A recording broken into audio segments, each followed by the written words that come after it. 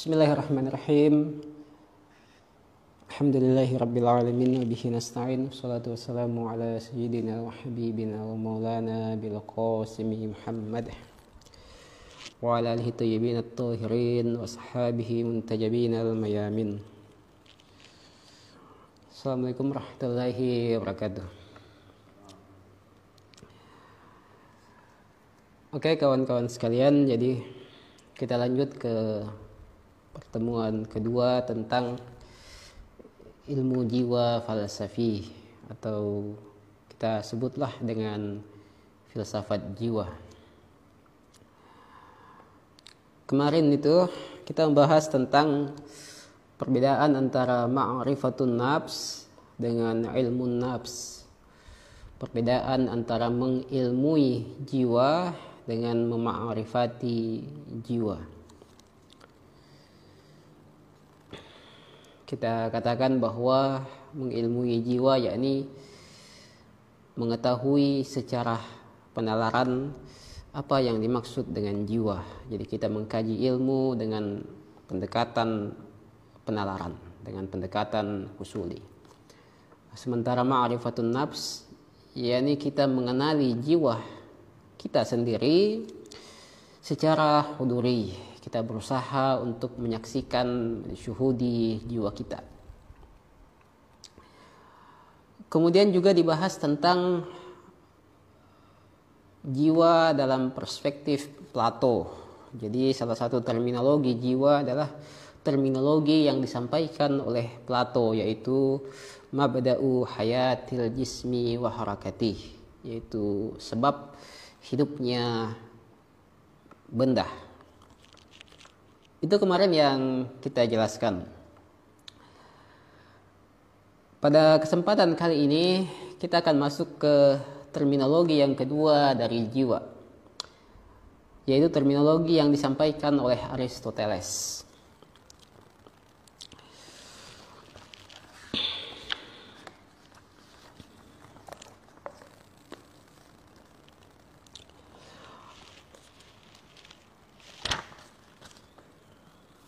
Nafs dar negohe Arastu, jiwa dalam pandangan Aristoteles.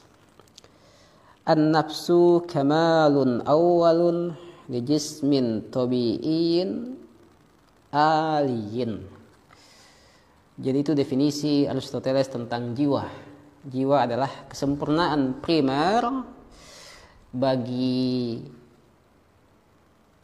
jismin tabi'i, benda alami, aliyin yang memiliki alat.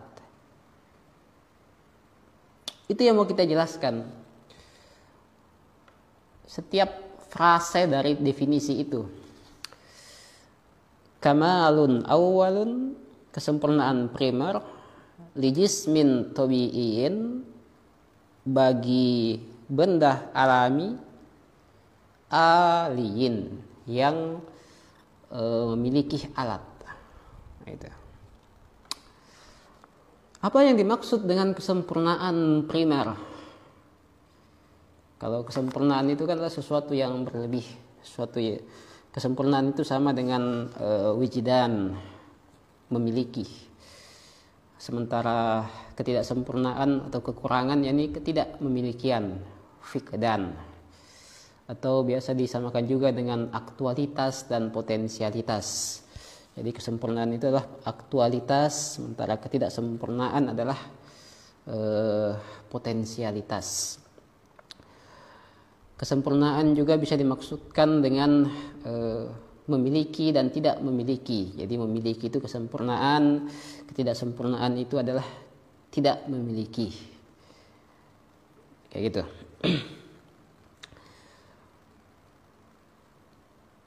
Yang dimaksud di sini adalah kesempurnaan primer. Kesempurnaan primer artinya ada kesempurnaan sekunder. Jadi ada kamalun awalun, ada kamalun tsanin, ada kesempurnaan sekunder. Apa yang dimaksud dengan kesempurnaan primer? Kesempurnaan primer adalah sesuatu yang menjadikan sesuatu adalah dirinya sendiri. Jadi hakikat sesuatu, ma bihi asyai'u huwa huwa. Itu yang dimaksud dengan kesempurnaan primer. Tentu nanti kesempurnaan primer juga memiliki dua makna. Tapi makna yang pertamanya adalah sesuatu yang menjadikan sesuatu adalah dirinya sendiri. Atau ma yunawwi'un naw'ah. Yang menyebabkan spesies adalah spesies. Hakikat sesuatu yang membentuk esensi atau substansi sesuatu, yang menjadikan sesuatu adalah dirinya sendiri. Artinya tanpa itu maka dia bukan dia. Misalnya gelas ini, kesempurnaan primernya adalah yang menjadikan gelas itu layak disebut sebagai gelas. Jadi substansinya yang menjadikan gelas adalah gelas. Bukan sesuatu yang bersifat aksidental, bersifat sifat atau efek-efek gelas, bukan itu. Itu kesempurnaan sanin namanya, kesempurnaan sekunder. Jadi kesempurnaan sekunder adalah efek atau sifat dari kesempurnaan primer. Jadi kalau kesempurnaan primer sesuatu bersandar kepadanya, sementara kesempurnaan sekunder dia bersandar kepada kesempurnaan primer. Jadi mesti ada kesempurnaan primer dulu, baru ada kesempurnaan sekunder. Mesti ada kesempurnaan primer yang dimiliki sesuatu terlebih dahulu, barulah ada kesempurnaan sekunder yang datang kemudian. Itu seperti sifat, efek, atau perbuatan dari kesempurnaan primer yang dimilikinya. Gelas ini dirinya itu bersandar pada kesempurnaan primernya. Artinya tanpa kesempurnaan primernya dia tidak bisa disebut sebagai gelas. Jadi gelas bersandar pada kesempurnaan primer untuk menyebabkan dirinya layak disebut sebagai gelas.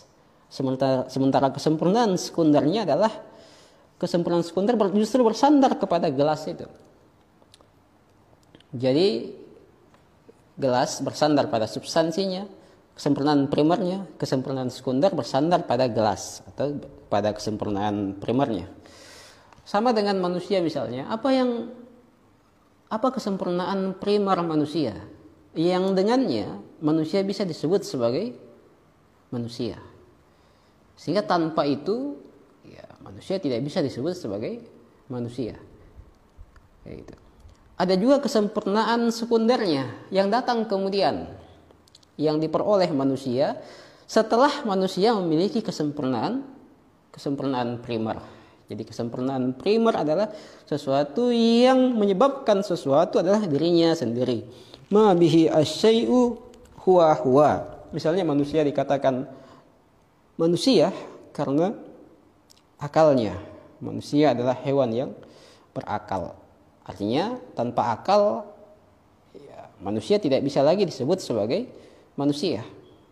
Karena itu merupakan kesempurnaan primer dari manusia. Di mana kemanusiaan manusia ia berpulang pada keberadaan akalnya.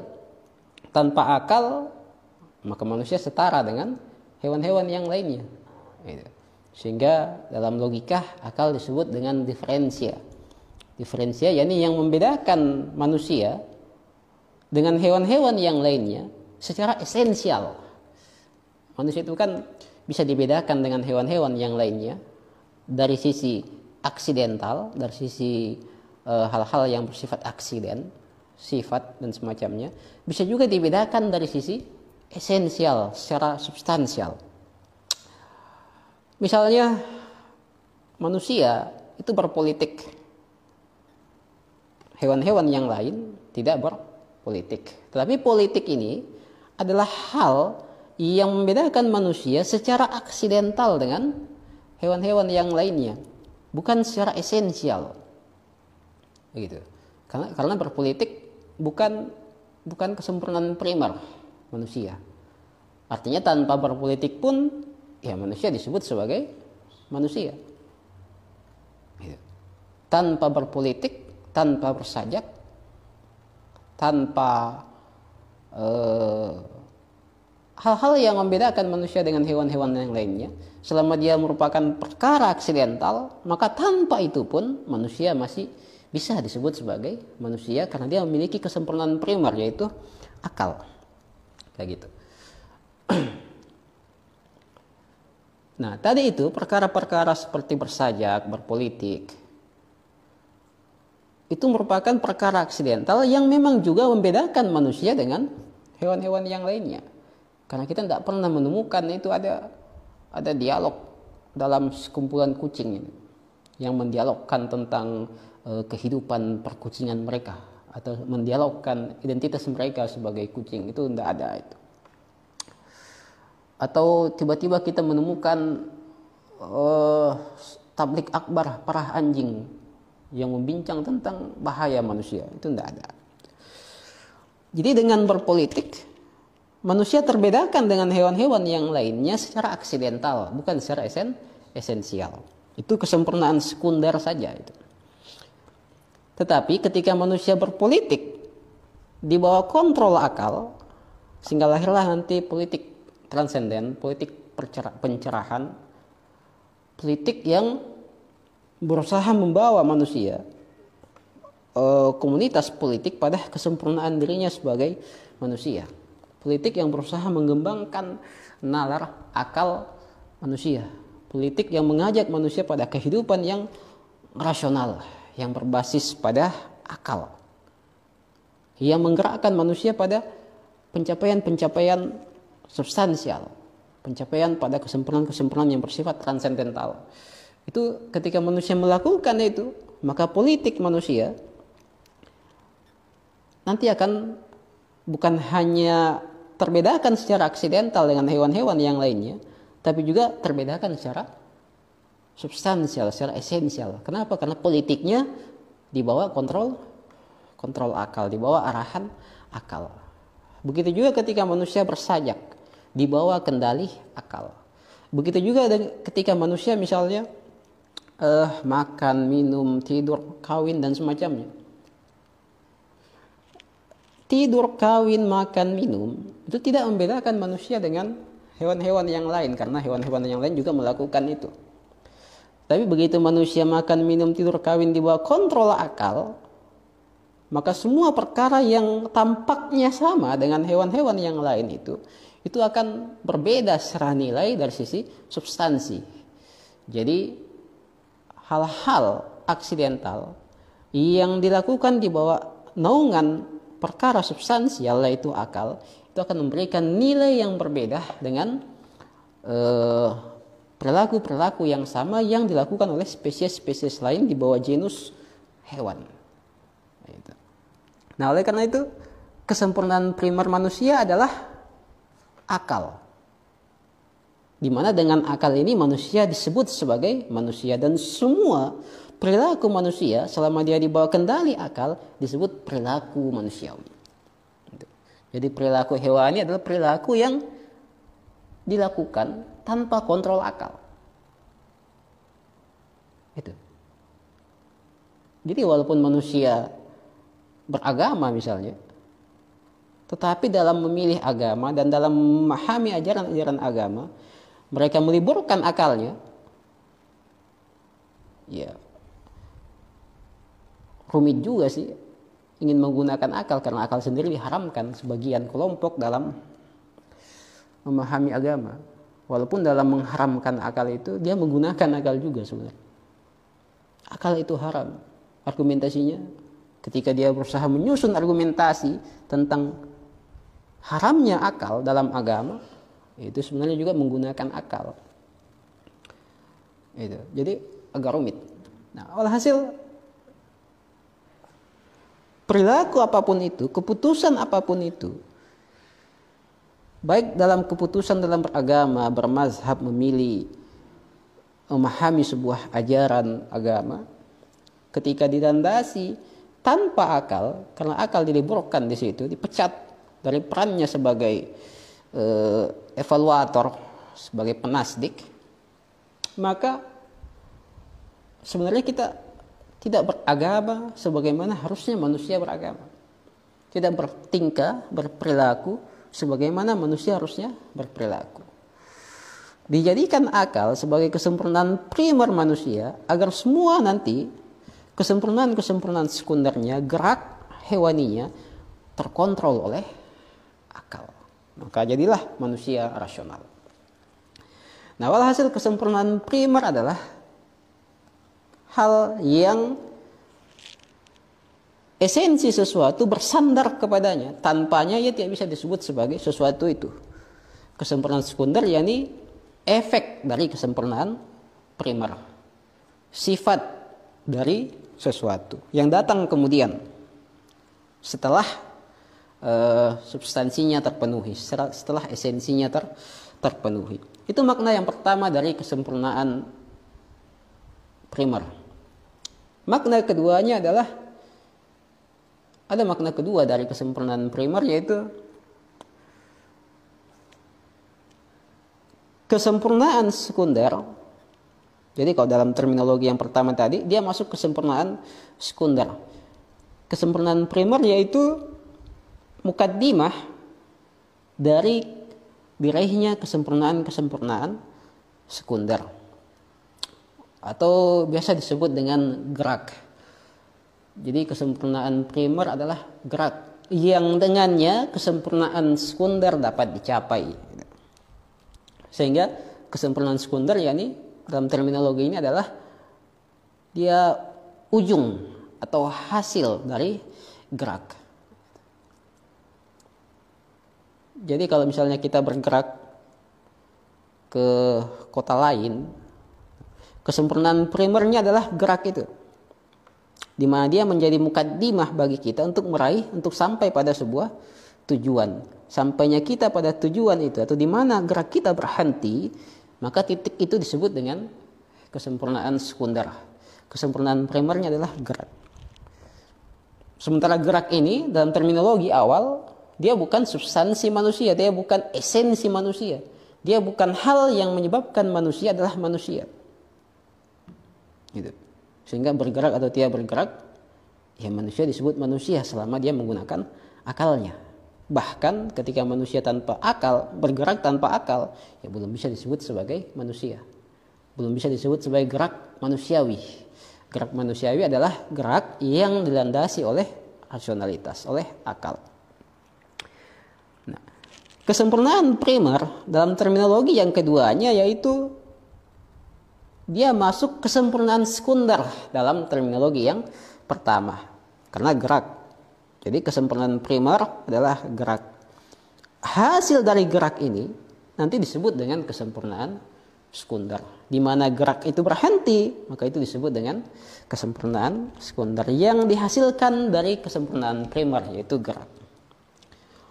Yang dimaksud dengan kesempurnaan primer dalam terminologi Aristoteles ketika dia menyebutkan jiwa sebagai kamalun awwalun, yang dimaksudnya adalah kesempurnaan primer dalam makna yang pertama tadi, yaitu ma bihi asyai'u huwa huwa, yang menyebabkan sesuatu adalah dirinya sendiri.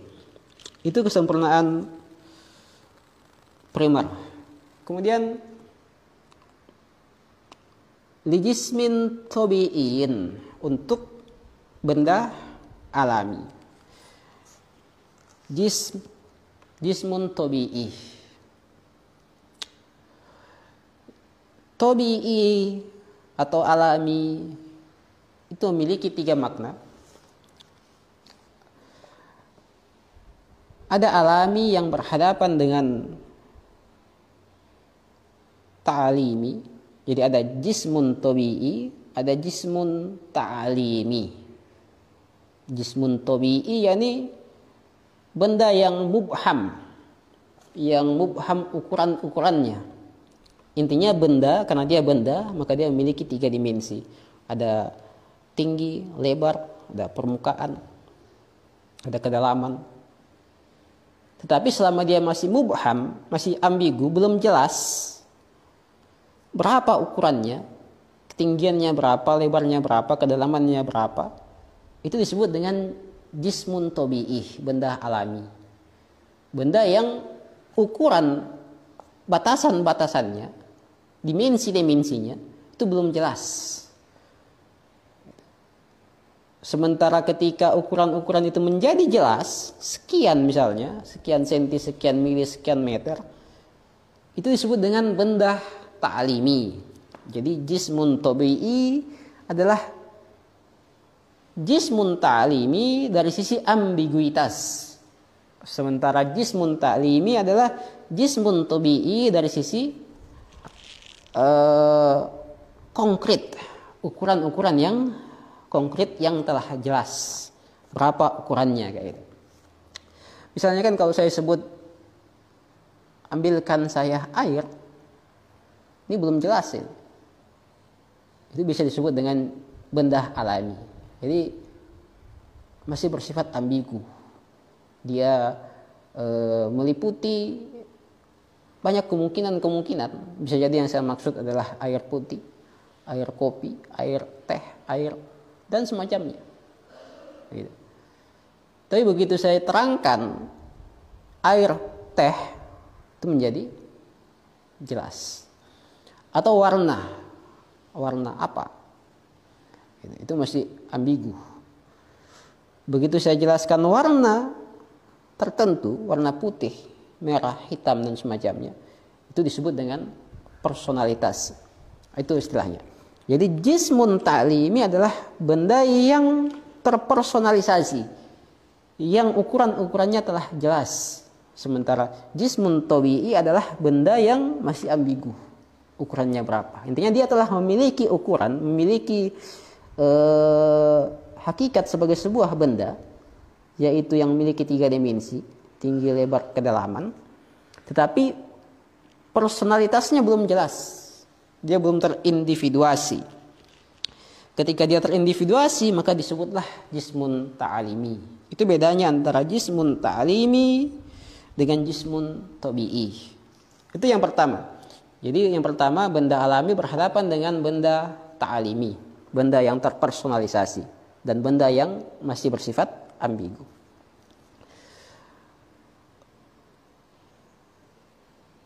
Padanan selanjutnya adalah jism misali. Jadi ada benda tabi'i, ada benda misali. Tabi'i di sini bermakna maddi, materi. Jadi kadang kita memadankan jismun tabi'i, yang jismun maddi, benda materi, dengan benda misali. Jismun misali, ada benda misali.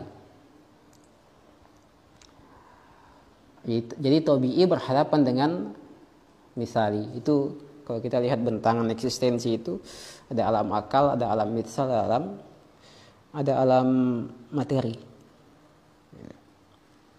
Jadi ada benda materi, ada benda misali, ada juga akal yang sepenuhnya lepas dari materi. Benda misali itu secara sederhana bisa kita temukan dalam fenomena mimpi.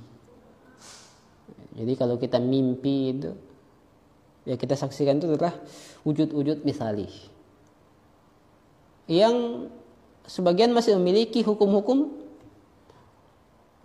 materi, tapi tidak memiliki materi. Bahkan sebenarnya kalau kita lihat beban itu juga masih bukan esensi materi itu. Karena ada materi yang tidak berbeban. Di alam mitsal kadang masih ada beban itu. Kalau kita ditindih sesuatu, kita masih merasakan bebannya itu. Mimpi itu ada beban itu. Sesuatu yang kita saksikan di alam sana itu ada beban, ada efek. Bahkan efeknya kadang terasa sampai di alam nyata. Itu kalau kita mimpi, apalagi kalau mimpinya misalnya yang mengerikan, itu bisa sampai berefek. Jadi alam mimpi adalah alam mitsal, benda materi, benda misali, wujud misali, berhadapan dengan wujud materi. Mitsal masih memiliki sebagian dari karakteristik materi minus materi itu sendiri, seperti bentuk-bentuk, ukuran, bahkan juga beban. Beban itu bukan karakteristik materi sebenarnya, karena materi ada juga yang tidak berbeban, kayak warna. Warna kan materi, tapi tidak berbeban. Tidak ada bebannya warna itu, atau ada ya? Ya ada banyaklah materi yang tidak berbeban. Jadi beban itu bisa hilang dari materi, bisa ada materi yang tidak berbeban. Perbedaan mendasar antara materi dengan mitsal adalah satu bisa di persepsi secara indrawi, satu tidak. Jadi kalau benda alami bisa dipersepsi, bisa diisyarahkan secara indrawi. Tapi kalau mitsali dia tidak bisa dipersepsi secara indrawi. Itu perbedaan mendasarnya sebenarnya. Kemudian selanjutnya, padanan selanjutnya dari jismun tabi'i, benda alami, adalah jismun suna'i. Jadi alami berhadapan dengan konstruktif. Suna'i jadi yang dibuat, yang dibentuk oleh manusia. Sementara alami yani yang sebagaimana adanya, yang bukan hasil bentukan manusia. Itu disebut dengan benda alami. Berhadapan dengan benda bentukan, hasil bentukan, seperti misalnya gelas ini hasil bentukan. Alami yani yang berkembang sebagaimana semestinya, sesuai dengan alamiahnya, bukan dibentuk-bentuk, bukan hasil bentukan manusia. Itu salah satu padanan dari benda alami. Jadi ada tiga makna dari jismun tabi'i di dalam definisi ini. Pertama adalah jismun tabi'i yang berhadapan dengan jismun ta'alimi. Kedua, jismun tabi'i yang berhadapan dengan jismun mithali. Ketiga, jismun tabi'i yang berhadapan dengan jismun suna'i. Yang dimaksud jismun tabi'i dalam definisi ini adalah jismun tabi'i yang berpadanan dengan, yang berhadapan dengan jismun suna'i. Jadi tabi'i alami yani apa? Yang bukan hasil bentukan manusia. Dia tumbuh sebagaimana mestinya di alam dia tumbuh. Dia bukan hasil bentukan manusia. Dia bukan hasil konstruksi manusia. Dia adalah sesuatu yang benda yang hidup, yang tumbuh sebagaimana alamiahnya dia tumbuh, tanpa campur tangan manusia. Itu disebut dengan jismun tabi'i dalam makna ini. Kamalun awwalun li jismin tabi'iyyin. Kesempurnaan primer bagi benda tabi'i yang berhadapan dengan benda suna'i, yang bukan hasil konstruksi manusia.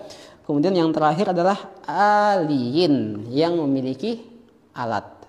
Aliyin, jismun. Kamalun awwalun li jismin tabi'iyyin aliyin. Aliyin ini merupakan sifat dari tabi'i, makanya dibaca kasroh, aliyin, bukan aliyun. Kalau dibaca aliyun, dia menjadi sifat untuk kamalun awwalun itu. Kamalun awwalun aliyun. Jadi dia sifat bagi kamalun awal tadi. Karena dibaca aliyin, maka dia sifat bagi tabi'in.